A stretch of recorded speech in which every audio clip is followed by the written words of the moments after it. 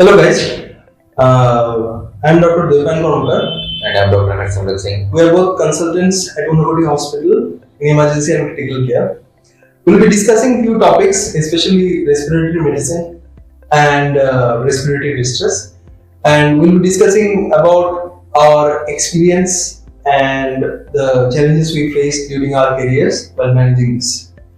तो डॉक्टर सिंह, यार एक बात बताओ, ये जो हम लोग इमरजेंसी में रेस्पिरेटरी डिस्ट्रेस को हैंडल करते हैं, तुमने जब फर्स्ट टाइम इमरजेंसी में हैंडल किया था, क्या चैलेंज तुमने फेस किया? चैलेंज पहली चीज ये होती है कि पेशेंट आया ही बहुत देर से मेरे पास में। अच्छा।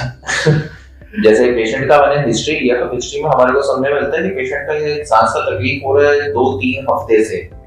ठीक है, उसका अभी 10-15 दिन से बुखार भी आ रहा है, फिर भी उसे घर पर रखा हुआ है, उसको बाहर से दवाई खिलाए जा रहे हैं। तो पेशेंट जब मेरे पास में पहुंचा ही था, जब पहला सीवियर केस में अगर बोलूं तो पेशेंट मेरे पास पहुंचा ऐसा करते हुए, ऐसा कंडीशन में पहुंचा है, आंख पलटा हुआ है, पेशेंट को देख रहा हूँ, जो कॉमन लोग लास्ट स्टेज बोलते हैं, एकदम वही लास्ट स्टेज पर ही। तो मतलब हम लोग को तब के वक्त में जब जैसे वेंटिलेटर का बातचीत चलने लगी है कि इस पेशेंट को 7 साल में वेंटिलेटर में देना होगा, इसका रेस्पिरेटरी फेलियर हो गया, पेशेंट सांस ले नहीं पा रहा है, तो अब वो एबीजी टेस्टिंग करके टेस्ट एक्सरे करवा के सब कुछ देगा, सीवियर निमोनाइटिस है।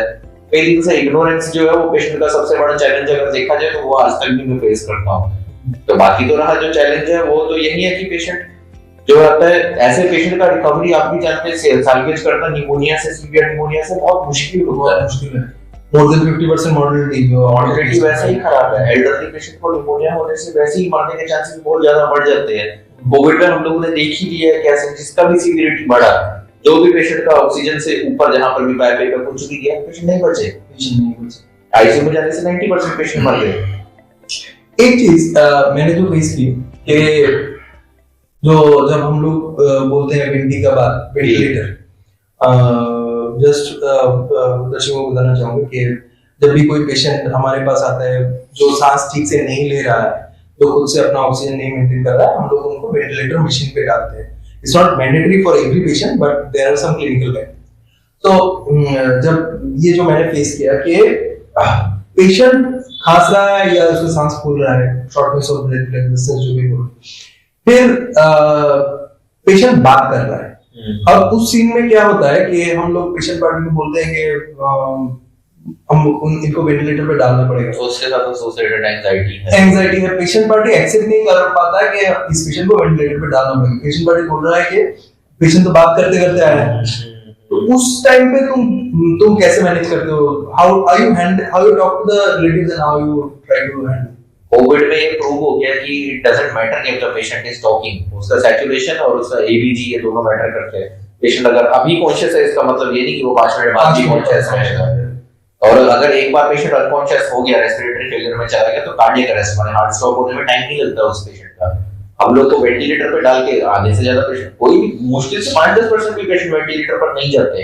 एग्जैक्ट, वो तो हमारा लाइफ सपोर्ट है पेशेंट को बचाने की कोशिश में कि हाँ भाई इसको हम लोग इसके बाद ट्रीटमेंट दे सके, इस चीज का टाइम मिले। अगर इसमें चीज में कोई कोऑपरेट नहीं करता तो फिर प्रॉब्लम होती है। डेफिनेटली मेरे को उन्हें समझाना पड़ता है कि ये जो पेशेंट हम लोग वेंटिलेटर पर दे रहे हैं ये एक लाइफ सपोर्ट है, अगर ये नहीं देंगे तो पेशेंट का जिंदा रहना तक मुश्किल है उसके बिना।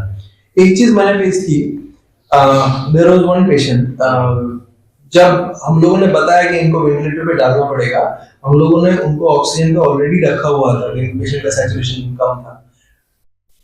पेशेंट के relatives they took around 40 minutes to decide कि वेंटिलेटर में डालना है। होता है जब तक हम लोग रेडी हुए टू डू द वेंटिलेशन, तब तक पेशेंट को कार्डियक अरेस्ट हो चुका था। And it was very difficult for us to explain कि इन लोग ये पेशेंट खराब क्यों हुआ।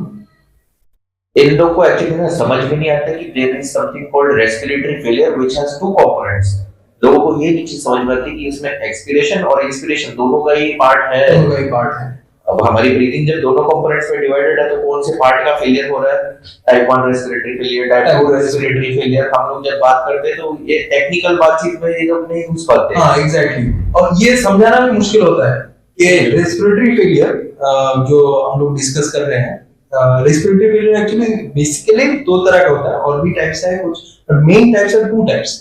तो जिसमें एक में होता है कि ऑक्सीजन घुसता नहीं है बॉडी में, ब्लड में नहीं घुसता, और एक है कार्बन डाइऑक्साइड निकलता नहीं, जो इंस्पिरेशन और एक्सपिरेशन का डॉक्टर बात बोल रहे हैं। तो इसमें क्या होता है, it is very important to identify the type of respiratory failure and to treat it according to that type. और दर्शकों को एक बात बताना चाहूंगा, हम लोग एज ए डॉक्टर्स, हम लोग ये तुमने फेस किया होगा कि हम लोग बहुत प्रॉब्लम फेस करते हैं टू कम्युनिकेट ये आपके पेशेंट का ये प्रॉब्लम है, इसके लिए ये ट्रीटमेंट चाहिए, जिसमें वेंटिलेशन भी इंक्लूड होता है। बहुत लोग सोचते हैं, जैसे मैंने फेस किया है कि वेंटिलेशन पे डालेंगे, दो तरह के मैंने फेस किया है। वेंटिलेशन पे डालेंगे तो पेशेंट बचेगा नहीं, और एक है कि वेंटिलेशन पे डाल दें। हाँ, वो एक है, और एक है लोग सोचते हैं कि वेंटिलेशन पे डालेंगे तो पेशेंट अगले दिन ही ठीक हो जाए। हाँ, ये भी बात है। तो जिसका सीवियर निमोनिया है, आधे से ज्यादा लंग्स उसका खराब हो चुका है, उसको वेंटिलेशन से निकालना भी मुश्किल है। बिल्कुल। वो देखिए, वेंटिलेशन जो हम दे रहे हैं, चाहे वो हम इन्वेसिवली दे रहे हैं, जो हम ट्यूब डाल के देते हैं, तो नॉन इन्वेसिवली पाइप दे के दे रहे हैं, वेंटिलेशन ओनली सपोर्ट है। अगर वो टाइम मिले पेशेंट को एटलीस्ट ट्रीट करने का, तब वहां पर फिर बात वही है कि लोगों को वो चीज समझानी मुश्किल हो जाती है। लोग बोलते हैं कि ऑक्सीजन दे दीजिए, पेशेंट का तो अभी ब्रीदिंग मसल जो है वो टायर्ड आउट हो चुका है, पूरा थक चुका है पेशेंट, करते करते थक गया है, अब वो सांस नहीं ले पा रहा, तो उससे उसे सपोर्ट की जरूरत है। उसे ऑक्सीजन भी हम कितना भी देंगे तो वो ले तो नहीं पाएगा, उसका तो मसल थक गया, ऑक्सीजन तो आपने ऑक्सीजन तो उसे अंदर खींचना पड़ेगा। तो वो चीज समझाने में बहुत प्रॉब्लम होती है।